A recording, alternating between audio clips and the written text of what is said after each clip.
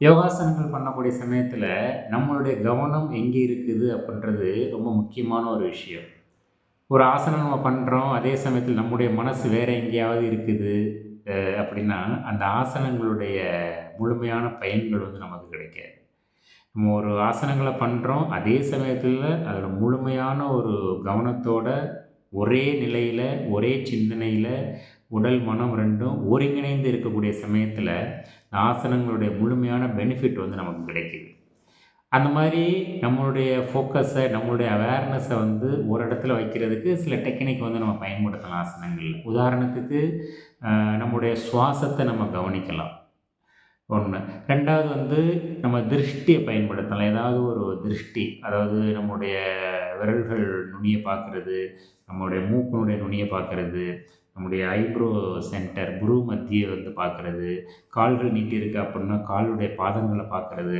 இந்த மாரி நம்முடைய கண்ணு ஒரு இடத்துல குவிச்சு வச்சிருக்கோம் அப்படின்னா, நம்முடைய சிந்தனை சிதறாம, ஒரே ஆசனங்கள்ல இருக்கிறதுக்கு, அந்த உடல், மனம் 2ம் ஒருங்கிணைந்து இருக்கிறதுக்கு ரொம்ப உதவிகரமா இருக்கும்.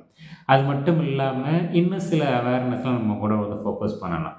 நம்ம ஆசனங்கள் பண்ணும் பொழுது இயற்கையாவே நம்முடைய உடம்புல நிறைய ப்ரெஷர் வரும், ஸ்ட்ரெச்சஸ் வரும். அத நம்ம ஃபீல் பண்ணலாம். அதாவது நம்முடைய பாடிலி சென்சேஷன்ஸ் அத அப்சர்வ் பண்ணிக்கிட்டே நம்ம ஆசனங்கள்ல அப்படியே இருக்கலாம். இன்னும் கொஞ்சம் அட்வான்ஸ் நிலையில போனோம் அப்புட்ன்னா, பேசிக் ஆசனாஸா இருந்தாலும், கொஞ்சம் அட்வான்ஸ்டு லெவல் அப்படி பார்த்தோம் அப்புட்ன்னா, ரொம்ப இன்டர்னலா ஃபோக்கஸ் பண்ணுறது. சில ஆசனங்கள்லாம் சக்கரா ரிலேட்டடா நிறைய ஆசனங்கள் சக்கரா ஸ்டிமுலேட் பண்ணும். சில சக்கரா அவேர்னஸ், உதாரணத்துக்கு நம்ம செஸ்ட் ஓப்பனிங் ஆசனாஸ் பண்ணுறோம் அப்புட்ன்னா நம்முடைய ஹார்ட் சக்கரா, அநாகத சக்கரத்தில் நம்முடைய கவனத்தை குவிச்சு வச்சிருக்கிறோம். அதே மாதிரி சில ஒரு அப்டாமினல் ட்விஸ்ட் பண்ணுறோம் அப்புட்ன்னா நம்முடைய மணிப்புர சக்கரா, நேவல் ரீஜியனில் சோலார் பிளெக்ஸஸ், அதில் நம்முடைய கவனத்தை குவிச்சு வச்சுருக்கணும்.